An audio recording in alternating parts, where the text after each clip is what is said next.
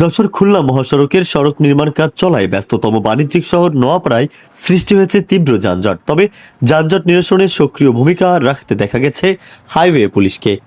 যশোর খুলনা মহাসড়কে চলমান সড়ক নির্মাণ কাজের কারণে প্রতিদিনই সৃষ্টি হচ্ছে দীর্ঘ যানজট।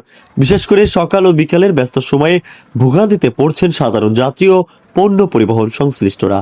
যানজট নিয়ন্ত্রণে এই মহাসড়কের বিভিন্ন পয়েন্টে দায়িত্ব পালন করতে দেখা গেছে হাইওয়ে পুলিশকে। যান চলাচল স্বাভাবিক রাখতে ট্রাফিক ব্যবস্থাপনার পাশাপাশি নিয়ম না মানা যানবাহনের বিরুদ্ধে কঠোর অবস্থান নিয়েছেন তারা। হাইওয়ে পুলিশ জানিয়েছেন, যানজট নিরসনের পাশাপাশি সড়ক শৃঙ্খলা নিশ্চিত করাও তাদের অন্যতম দায়িত্ব। এ সময় ফিটনেস ও কাগজপত্র না থাকায় যাত্রীবাহী গড়াই, রূপসা ও কালনা পরিবহনের বাস সহ ড্যাম ট্রাক ও বিভিন্ন যানবাহনের বিরুদ্ধে সড়ক আইনের বিভিন্ন ধারায় মামলা দেওয়া হয়েছে। যানজট নিরসনে হাইওয়ে পুলিশ নিয়মিত কাজ করছে। কেউ আইন অমান্য করলে তার বিরুদ্ধে ব্যবস্থা নেওয়া হচ্ছে। এই অভিযান অব্যাহত থাকবে বলে জানিয়েছেন হাইওয়ে পুলিশ।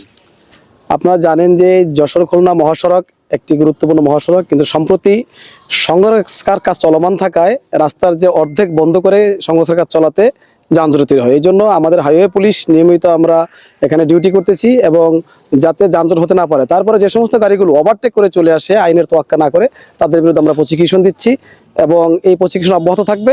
আমরা যে কোনো মূল্যে এই যানজট মুক্ত করার চেষ্টা করে দেব। ধন্যবাদ।